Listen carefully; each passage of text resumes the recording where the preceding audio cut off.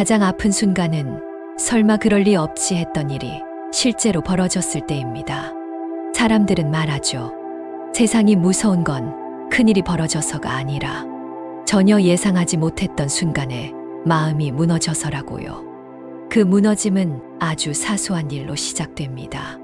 예를 들어 평생 다닐 줄 알았던 회사에서 갑자기 나오게 됐을 때, 가장 믿었던 친구에게서 상처를 받았을 때, 늘 다정하던 사람이 어느 날 낯설게 느껴질 때, 가족이 나를 이해해주지 않을 때, 그리고 무엇보다 나조차 나를 모르겠는 그 순간, 그럴 때 마음속에서는 조용히 이런 말이 올라오죠.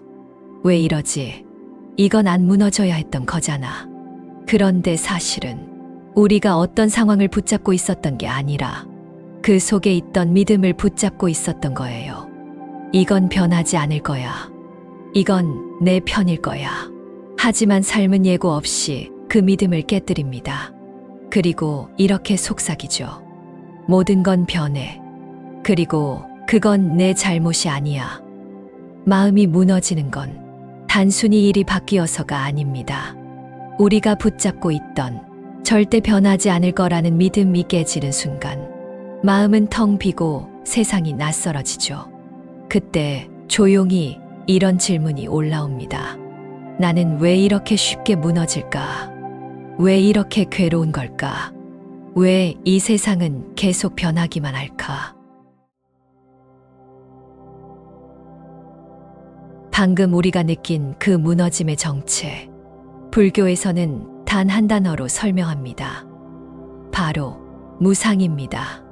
걱정 마세요. 어렵게 들릴 수도 있지만 지금 당신의 삶에서 이미 겪고 있는 이야기로 하나씩 쉽게 풀어볼게요. 우리가 가장 크게 무너지는 순간은 절대 바뀌지 않을 거야 라고 믿었던 것들이 변해버릴 때입니다. 그리고 그런 변화는 항상 예고 없이 찾아오죠. 사람도, 감정도, 관계도, 애써 붙잡던 것들마저도 시간이 흐르면 조금씩 달라지고 어느 날 조용히 우리 삶에서 멀어져 갑니다.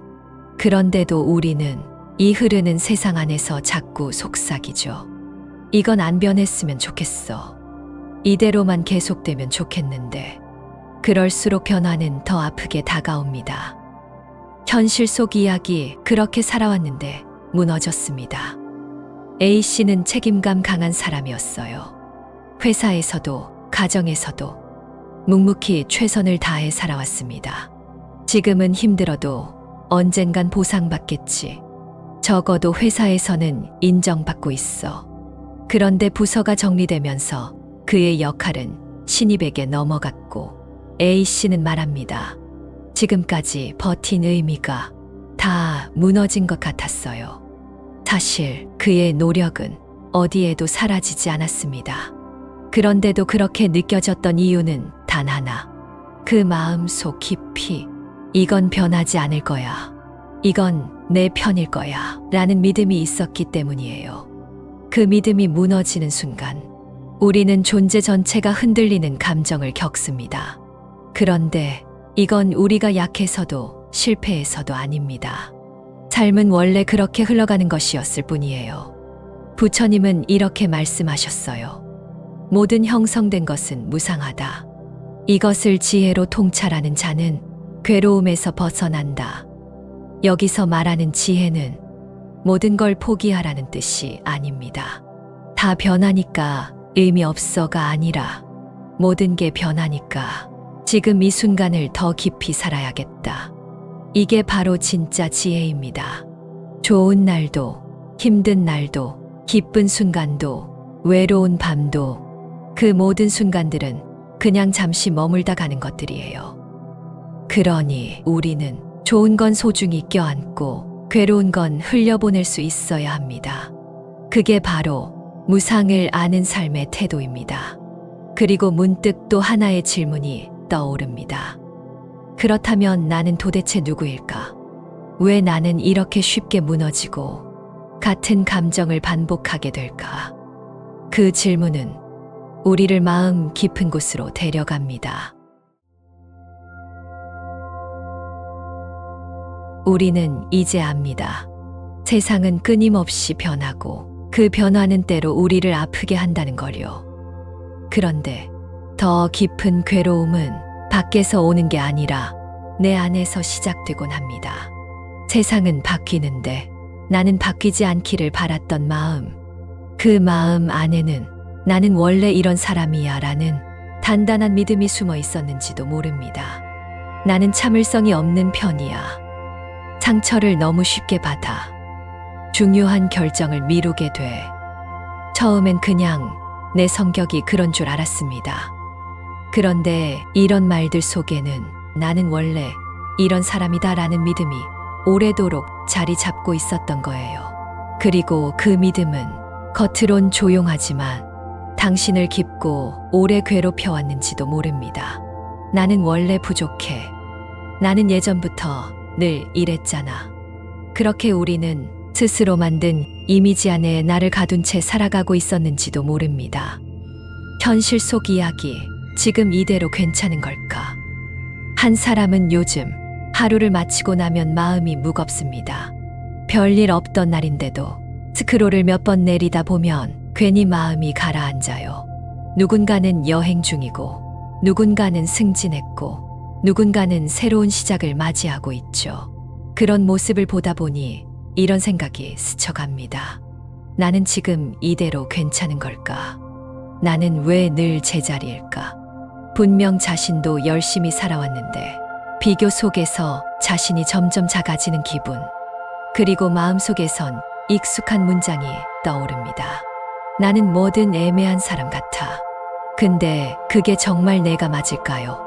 무아란 무엇인가요? 불교에서 말하는 무아는요, 내가 아예 없다는 뜻이 아니에요.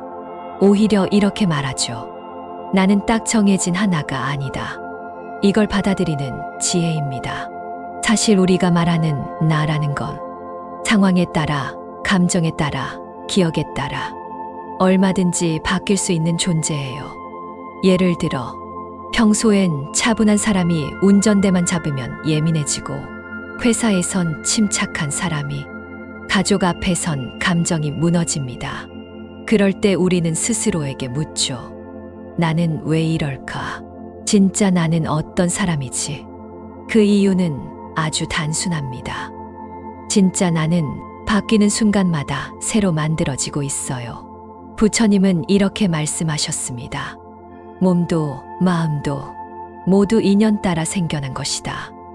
그것을 나라 집착하면 고통이 따르고, 나 아님을 알게 되면 자유가 따른다. 이건 단순한 철학이 아닙니다. 우리 마음을 더 가볍고 유연하게 해주는 아주 실제적인 통찰이에요. 무아를 알면 마음이 이렇게 달라집니다. 상처를 가볍게 흘려보낼 수 있어요. 누군가 차가운 말을 했을 때 예전 같으면 마음이 크게 흔들렸을 겁니다. 저건 나를 무시하는 말이야. 그게 나에 대한 평가잖아. 하지만 무아를 알게 되면 이렇게 바라보게 됩니다. 그건 그냥 그 사람 마음에 스친 바람 같은 거야. 나라고 붙잡을 이유는 없잖아. 그 작은 인식 하나가 마음을 훨씬 덜 흔들리게 만들어줍니다. 스스로를 함부로 단정 짓지 않게 됩니다. 나는 이래서 안 돼. 이렇게 말하기보다 이렇게 생각해 보세요. 그건 과거의 반응일 뿐. 지금의 나는 또 다를 수 있어. 나를 다그치기보다 더 부드럽고 유연한 시선으로 나를 바라보는 연습입니다. 비교하지 않게 됩니다. 무아를 안다는 건 남과 나를 비교할 수 없다는 걸 아는 것. 왜냐하면 고정된 나도 없고 고정된 남도 없기 때문이에요.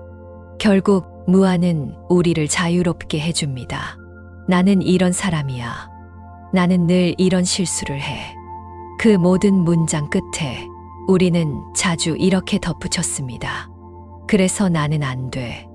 하지만 무아는 우리에게 이렇게 속삭입니다. 그건 내가 그렇게 믿고 있던 이야기일 뿐이야. 지금 이 순간도 너는 바뀌고 있어. 무아를 안다는 건 나를 더 유연한 존재로 바라보는 것입니다. 나에게 조금 더 따뜻하고 남에게 조금 더 너그러워지는 마음. 그리고 그런 마음이 자라기 시작할 때 우리 안에는 조용한 자유와 여유가 찾아옵니다. 그런데 무상을 알고 무아를 이해해도 우리는 여전히 다시 괴로움으로 돌아갑니다. 알고 있는데도 또 흔들리고 다짐했는데도 또 무너지는 나. 다음 파트에서는 그 반복의 고리 그리고 조용히 빠져나오는 법에 대해 함께 이야기 나눠보겠습니다. 세상은 변한다는 무상, 나는 고정된 존재가 아니다는 무아. 우리는 이 두 가지 통찰을 이미 마음속에 받아들였습니다. 많은 분들이 이렇게 말합니다. 이해는 돼요. 머리로는 알겠어요. 진짜 맞는 말이더라고요. 그런데도 다시 흔들리는 순간은 어김없이 찾아오죠. 이런 날 경험해 보신 적 있지 않나요? 어제까진 괜찮았어요. 마음이 좀 가벼워졌고 이제는 괜찮겠지 싶었죠. 그런데 오늘은요. 작은 말 한마디에 마음이 푹 꺼지고 괜히 예민해지고 혼자 있는 게 왠지 낯설게 느껴집니다. 그리고 그 순간 익숙한 마음의 목소리가 다시 올라옵니다. 나는 원래 이런 사람이야. 역시 난 안 되는 사람이야. 또 이러는 거 보니 난 정말 부족한가 봐. 그런데 그건 당신이 약해서가 아닙니다. 아주 당연한 일이에요. 왜냐하면 우리는 너무 오랫동안 그렇게 반응하는 법을 몸에 익혀왔기 때문이에요. 감정은 참아야 해. 나는 이래서 안 돼. 변화는 불안하니까 붙잡고 있어야 해. 이런 생각들이 우리 안에 익숙한 습관처럼 자리 잡고 있었던 거예요. 불교에서는 이것을 업식이라고 부릅니다. 업식은 자주 느끼고 반복된 감정이 내 안에 습관처럼 남은 거예요. 그래서 아무리 좋은 말을 들어도 가슴이 탁 울리는 깨달음을 얻어도 어느새 그 익숙한 습관이 또 마음을 차지합니다. 부처님은 이렇게 말씀하셨어요. 깨달음을 얻었어도 실천하지 않으면 다시 옛길로 돌아간다. 반복적 수행이 곧 해탈이다. 중요한 건 한순간의 각성이 아니라 매일 다시 시작하는 작은 실천의 마음입니다. 그럼 이제 자꾸만 되풀이되는 감정 속에서 조금씩 벗어날 수 있도록 작고 현실적인 연습 3가지를 함께 나눠볼게요. 감정을 없애려 하지 말고 숨을 쉬세요. 감정이 올라올 때 우리는 본능처럼 이렇게 생각하죠. 이 감정 빨리 없애야 해. 그런데 감정은 억누를수록 더 강하게 되돌아옵니다. 그럴 때 이렇게 말해보세요. 지금 이 감정 그냥 지나가는 중이야. 괜찮아. 곧 지나갈 거야. 그리고 천천히 숨이 어떻게 들어오고 나가는지를 딱 3번만 지켜보세요. 숨은 가장 조용한 자리로 돌아가는 길이에요. 그 자리부터 마음은 조용히 가라앉기 시작합니다. 하루에 한 줄, 감정 메모하기. 하루가 끝나갈 때 오늘 마음에 가장 크게 남았던 감정을 단 한 줄로 적어보세요. 예를 들어 오늘 A의 말에 서운함이 올라왔다. 회의 중 무시당한 느낌에 화가 났다. 그리고 그 아래 이 문장을 덧붙여 보세요. 이 감정은 익숙한 반응에서 온 거야. 이건 내 본질은 아니야. 그 한 줄의 메모가 감정과 나 사이의 조용한 거리를 만들어줍니다. 즉각 반응 말고 0.5초 멈추기. 업식은 대부분 누군가의 말, 어떤 상황에 반사적으로 반응할 때 올라옵니다. 그럴 땐 딱 0.5초만 멈춰보세요. 그리고 이렇게 속으로 말해보세요. 아, 지금 또 익숙한 반응이 올라오고 있구나. 그 0.5초의 멈춤이 자동 반응을 끊어주는 문이 되어줍니다. 깨달음을 안다고 해서 우리가 곧 완벽해지는 건 아닙니다. 하지만 흔들리는 순간마다 다시 돌아오려는 마음, 그리고 그 마음을 지켜내려는 작은 연습이 쌓이면 우리는 점점 덜 흔들리고 더 단단해집니다. 우리는 이제 압니다. 세상은 변하고 나는 고정된 존재가 아니며 감정도 훈련을 통해 충분히 가벼워질 수 있다는 것. 그리고 이제 그 깨달음을 어떻게 살아낼 것인가? 그 길 위에 서게 됩니다. 다음 파트에서는 이 모든 배움을 당신 삶에 적용하는 3가지 마음의 태도로 아주 쉽게 풀어드릴게요. 실천 없는 깨달음은 마음속에 오래 머물지 못합니다. 그 깨달음을 살아내는 연습으로 함께 이어가겠습니다. 많은 분들이 이렇게 말합니다. 무상과 무아, 정말 큰 깨달음이에요.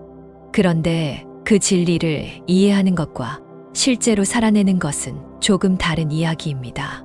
바쁜 하루 속에서 그 배움을 진짜 내 삶으로 가져오려면 거창한 결심보다 아주 작은 태도 변화가 필요해요. 오늘은 그 중에서도 가장 작고 가장 현실적인 3가지 마음 연습을 함께 나눠보려 합니다. 있는 그대로 보기. 우리는 보통 사실보다 생각을 먼저 믿습니다. 예를 들어 누군가 인사를 하지 않으면 머릿속에 이런 말이 올라옵니다. 나한테 서운한가? 날 무시하는 거 아냐? 그런데 실제로 벌어진 일은 단 하나. 그 사람이 인사를 하지 않았다. 나머지는 전부 내가 만들어낸 해석이에요. 이럴 때 이렇게 말해보세요. 지금 벌어진 일만 보자. 해석은 조금 뒤에 해도 돼. 있는 그대로 보기. 이건 단순해 보여도 우리 삶의 괴로움을 아주 많이 줄여줍니다. 왜냐하면 대부분의 고통은 현실이 아니라 그에 대한 해석에서 나오니까요. 아직 결론 짓지 않기.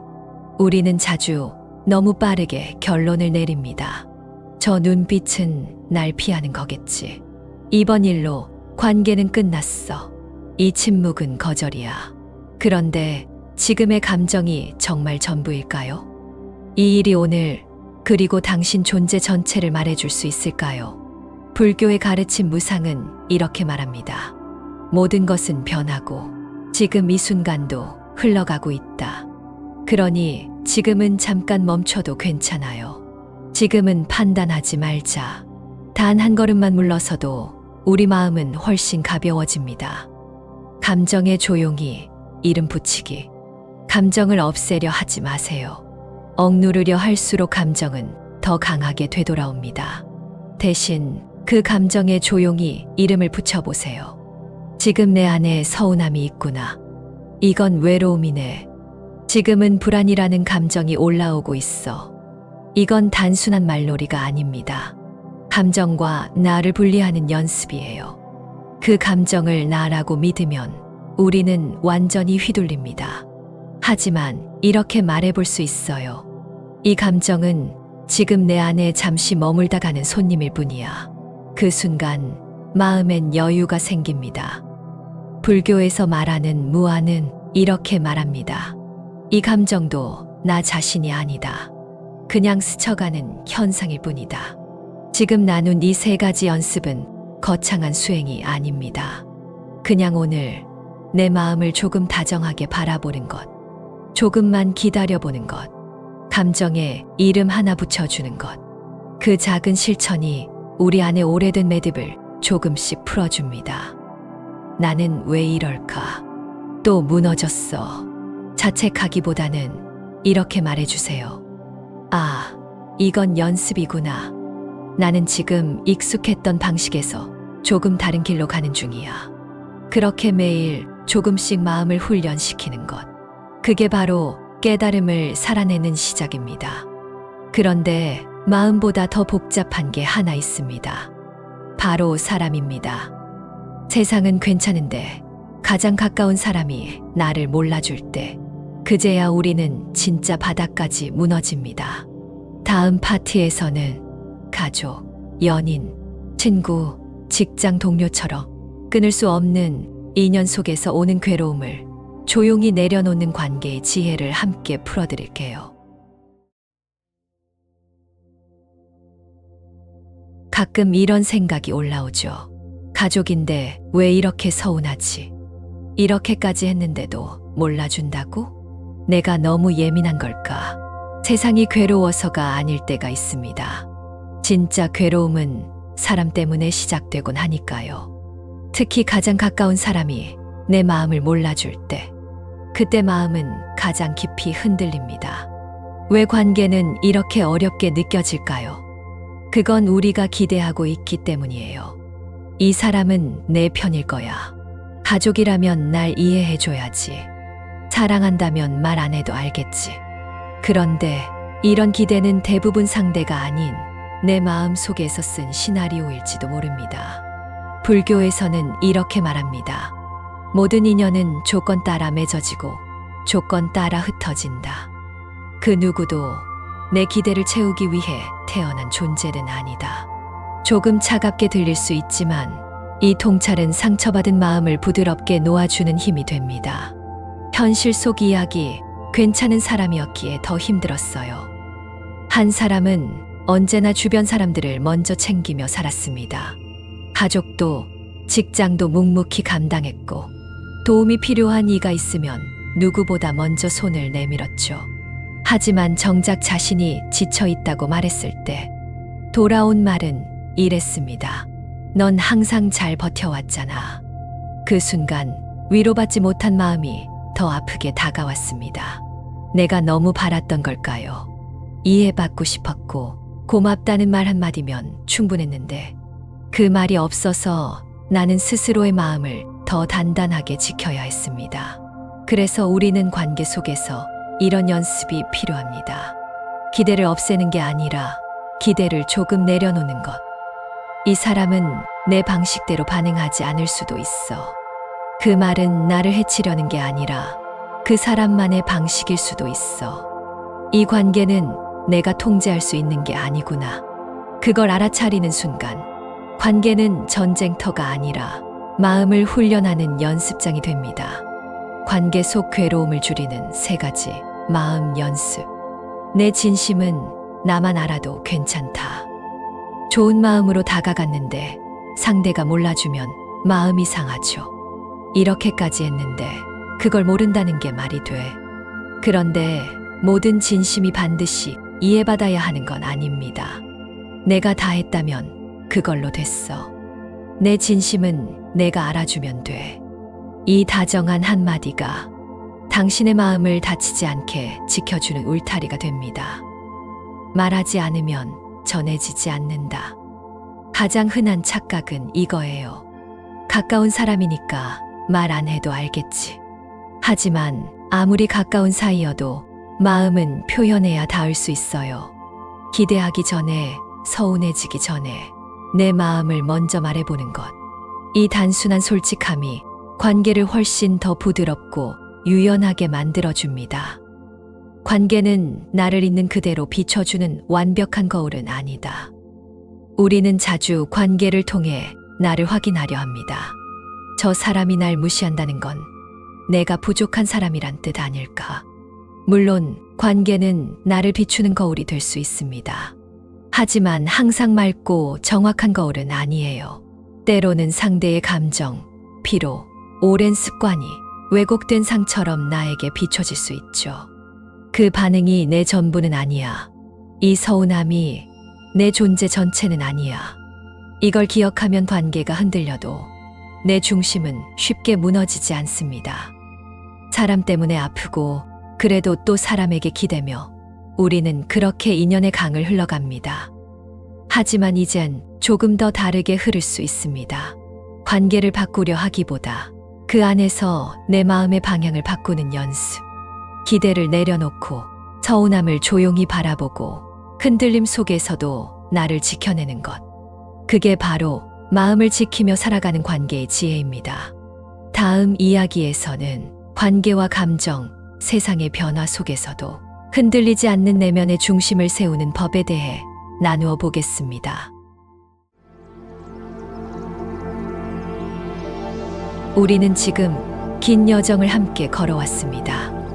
세상은 끊임없이 변하고 나는 고정된 존재가 아니며 그 모든 흐름 속에서도 마음은 다시 흔들릴 수 있다는 걸 조용히 받아들이게 되었죠. 그리고 이제는 압니다. 삶을 바꾸는 건 거대한 각성이나 완벽한 변화가 아니라 매일 다시 마음으로 돌아오는 연습이라는 것을요. 그렇다고 세상이 우리를 덜 흔들지는 않습니다. 어떤 날은 별일 없어도 마음이 가라앉고 어떤 날은 누군가의 말 한마디에 괜히 움츠러들기도 하죠. 그럴 때 마음속에 이런 말이 올라옵니다. 왜 또 이래? 괜찮아졌다고 생각했는데. 그런데 괜찮습니다. 정말 괜찮아요. 그런 마음이 다시 찾아온다는 건 당신이 여전히 진심으로 살아가고 있다는 증거입니다. 문제는 흔들림이 아니라 그 안에서 다시 중심으로 돌아올 수 있는가예요. 중심을 지키는 3가지 마음 습관. 흔들려도 다시 중심으로 돌아오기. 누구나 흔들립니다. 마음 공부를 오래 한 사람도, 겉으로 단단해 보이는 사람도요. 그러니 자책하지 마세요. 또 이런 애가 아니라, 다시 나에게 돌아가자. 그 말 한마디면 충분합니다.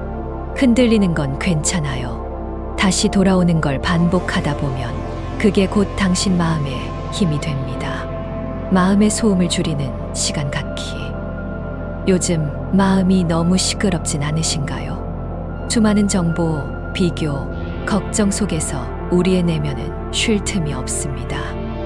그럴 땐 조용히 눈을 감고 이렇게 물어보세요. 지금 내 안엔 어떤 감정이 있지? 지금 나에게 정말 필요한 건 뭘까? 그 짧은 질문 하나가 당신을 다시 중심으로 데려다 줄 거예요. 지금 이 순간을 선택하기. 우리는 자주 과거에 붙잡히고 미래를 걱정하죠. 하지만 진짜 삶은 지금 이 순간에만 존재합니다.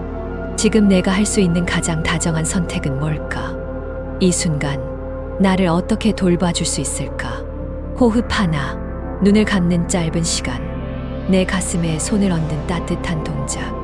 그 작고 조용한 선택들이 당신의 내면을 다시 단단하게 만들어줍니다. 부처님은 이렇게 말씀하셨습니다. 지혜로운 이는 바람에도 흔들리지 않는 등불과 같다. 이 말은 흔들리지 않는 완벽한 사람이 되라는 뜻이 아닙니다. 흔들림 속에서도 꺼지지 않는 불빛, 그 조용한 중심을 가지라는 뜻입니다. 이제 우리는 압니다.